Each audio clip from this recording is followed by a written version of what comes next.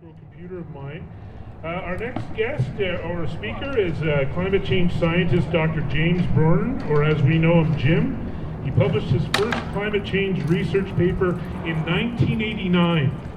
And in 2023, he'll publish 3 more papers on just how bad extreme weather in Alberta will get.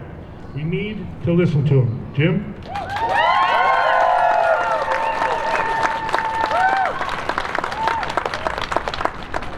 Thank you so much. It's wonderful to see you all here today. I just want to say, I said you are amazing!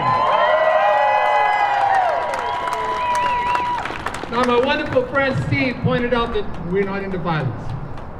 We're not going to let anybody draw us into violence. Steve is going to make sure nobody's going to draw us into violence. And nobody wants to piss off Loki right here in front of me, okay? 15 pounds of killer Pomeranian, and don't piss off Loki. He's looking for a speaker to mark. I drove up here from Lethbridge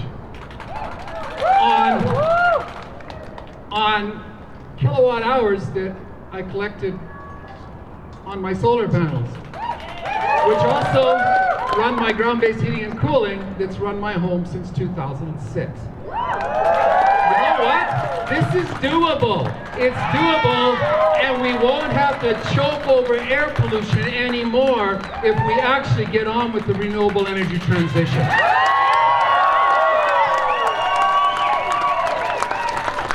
Nine million people die every year from air pollution-related diseases, and healthcare costs are in the trillions, including right here in Calgary.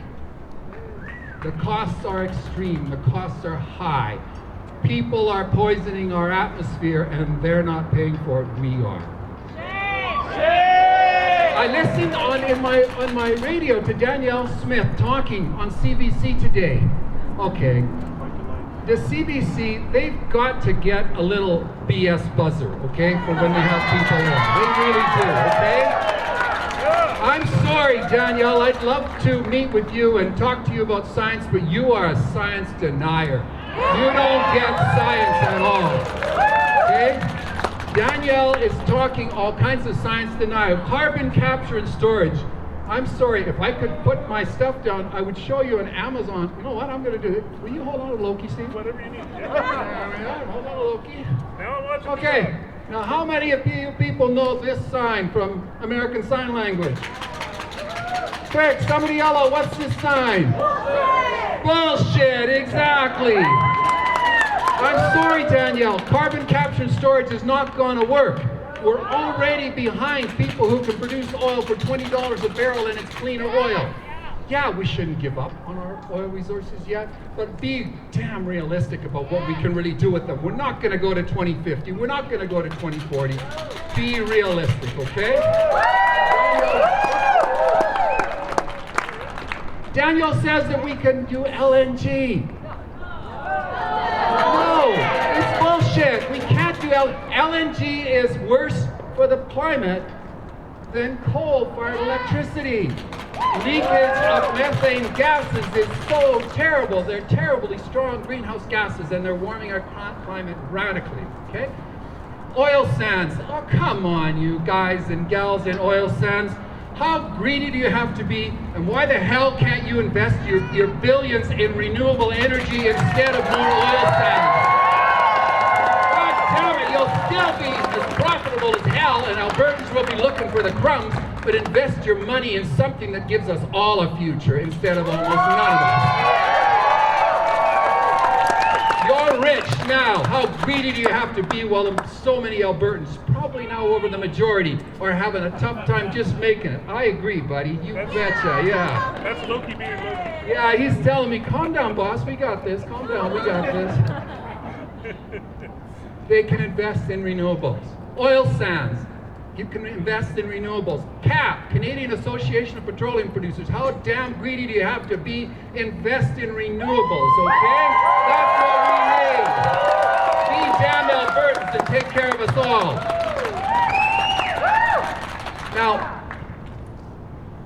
stop the renewable energy pause. I mean, that is the stupidest, thing I've ever seen in terms of just trying to give the natural gas industry an advantage. We don't need natural gas. I was part of a large Canadian group of academics in 2015 who published a wonderful report. You can find it. We're called Sustainable Canada Dialogues. It showed exactly how we could go green in the electricity cycle. We just need better connection to hydro in Manitoba and BC. They can cover any tiny little gaps in our renewable systems, okay? It's workable. It's so workable. There's two things I want to leave you with.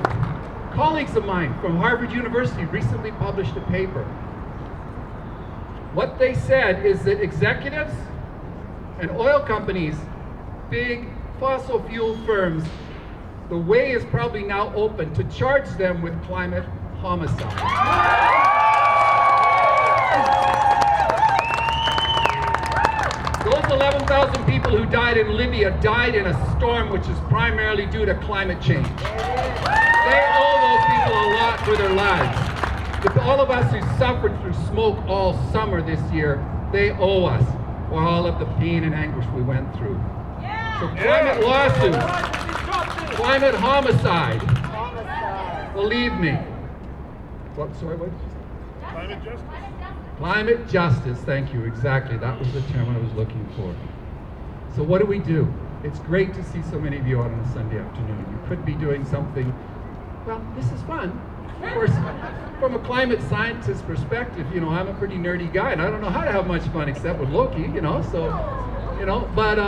but this is fun, but, we'd like to be out having a lot of fun. But you know what we're gonna have to do? You got to bring out two friends next time, and they got to bring out two friends. Remember the old shampoo commercial? Tell two friends, tell two friends. Damn it, we got to get everybody out here, and we got to make them listen. And thank you so much for listening today, and thank you so much for being out here.